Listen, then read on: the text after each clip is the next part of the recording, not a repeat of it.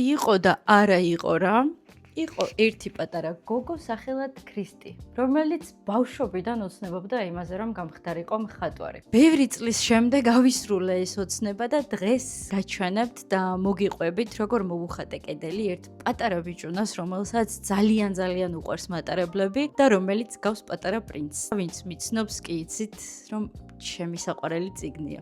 ჩემს გვერდზე დამიკავშირდა გოგო და მაჩვენა ფოტო, რომელზეც იყო ბავშვის მოხატული კედელი. როგორც აღმოჩნდა, კოსტამ კედელზე ლიანდაგები დახატა. ხო და ჩვენ გადავწყვიტეთ, რომ ნამდვილი მატარებელი დავუხატოთ. პირველ დღეს დავიწყე ესკიზით და ესკიზითვე დავასრულე.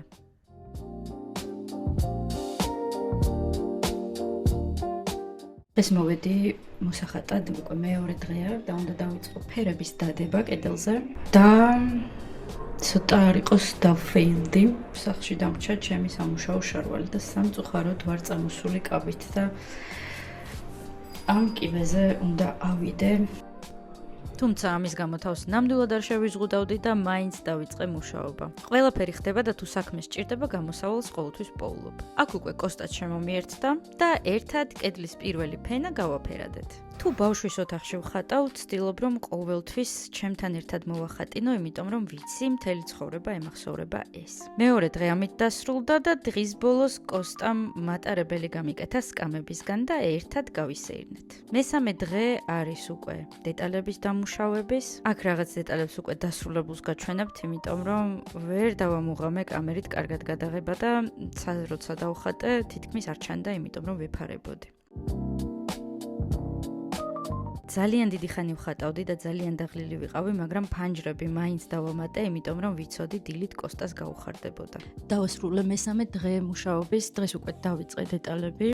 გამითავდა მწვანე ფერი, მაგრამ უკვე დაბნელდა და ისედაც ვეღარ ვახერხებდი გაგრძელებას. 5 საათი ვხატავდი. ყველაფერი ყველანაირად შეღებილი ვარ. არ ვიცი ახლა ავტობუსში თუ ამიშვებენ საერთოდ დროებით. ამ დღეს მეგონა უკვე რომ დავასრულებდი, გადავედი დასკვნით ეტაპზე და დეტალებზე, აქ მოვიდა ისევ ჩემი დამხმარე და ასე მგულშემატკივრობდა კარისიკით. ზოგადად როცა სადმე ვხატავ ხოლმე, ამ ადამიანებს ვერ ვეძახი დამკვეთებს, იმიტომ რომ იმ დროის მანძილზე როცა ვხატავ, განსაკუთრებული ურთიერთობა გვიყალიბდება. დარწმუნებული ვარ, რომ ეს არის განპირობებული იმით, რომ მთელს გულს და სულს და სიყვარულს ვდებ იმაში, რასაც ვაკეთებ. მინდა ხოლმე რომ სიტყვებით აღწერო, როგორ მიყვარს ჩემი საქმე, როგორ მიხარია ყოველ დღე ამ საქმის კეთება. თუმცა არასდროს არ გამომდის და ამიტომ ამ ყველაფერს ყოველთვის ნახატებით გამოვხატავ. ორ უცნაურ რაღაცას გეტყვით ჩემზე. როცა კედელზე ვხატავ, მაშინ ვარ ძალიან ბედნიერი. თუმცა თუ ტილოა ვიღე ხელში, ეს ნიშნავს იმას, რომ ცხოვრებაში მაქვს ძალიან ცუდი პერიოდი. მაგრამ ეს თითქმის არასდროს არ ისახება ჩემს ნახატებზე და ჩემი ნახატები ყოველთვის არის ჭყვიალა, ლამაზი და ფერადი. ალბათ ზუსტად ამიტომ ხდები კარგად ნახატის დასრულებისთანავე. ახლა აღარ მოგაწყენთ თავს, შეგიძლიათ ხატვის პროცესს უყუროთ და დატკბეთ.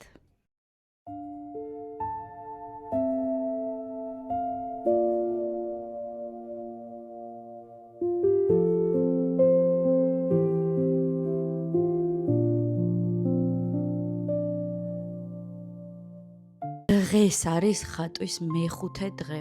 3 დღე მქონდა გათვლილი, მაგრამ რაღაცა გარემოებების გამო ხდა ისე, რომ ვერ დავასრულე, თუმცა ისეთი ლამაზი გამოდის, რომ ჩემი აზრით იმსახურებს დამრჩა, როგორც ხედავთ, ეს ლიანდაგები, მატარებლის ბორბლები და რაღაცა პატარა კონტურები, დეტალები, ყველაფრის შესწორება საბოლოოდ. როცა ვხატავ ისეთ ბინაში, რომელიც არის უკვე დასრულებული რემონტით, უკვე ადამიანები ცხოვრობენ, ყოველთვის ვფენ იატაკზე პარკს დამცავს, რომ არ დავსვარო და ნაკლები დასალაგებელი და სამუშაო დავუტოვო ჩემს მერე ადამიანებს, ვინც აქ ცხოვრობენ. თუმცა როცა არის რემონტის პერიოდი, რომ თავისუფლად ვარ, იმიტომ რომ შემიძლია საღებავი ნებისმიერ ადგილას წაუსვა და ეს არ იქნება პრობლემა. ყველაფერს აქვს თავის პლუსები და მინუსები. კიდე თმა შევიჭერი ამ 5 დღის მანძილზე ბევრი რაღაც შევცვალე და თმის შეჭრა იყო ერთ-ერთი.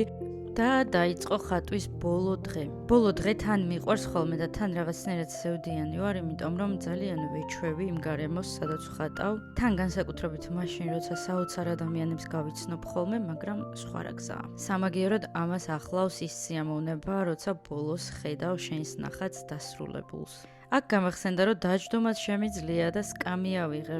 კოსტა, ამას რო ნახავ, მოპატიე, რომ შენ სკამზე ვიჯექი.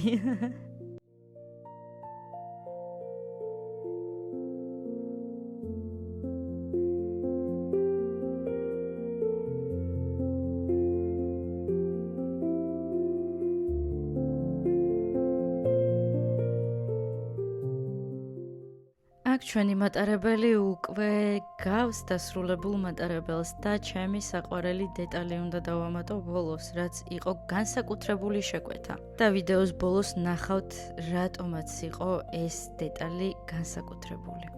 ამით ჩემი ვიდეო უკვე დასასრულს უახლოვდება, მადლობა რომ მიყურეთ და გეტყვით, რომ წინ მაქვს ძალიან კარგი პროექტები, მაგალითად მაქვს მოსახატი ჩემი აბაზანა და ჩემი საძინებელი. ყველაფრის გადაღებას აუცილებლად ვაპირებ, გპირდებით რომ უკეთესი კადრები მექნება.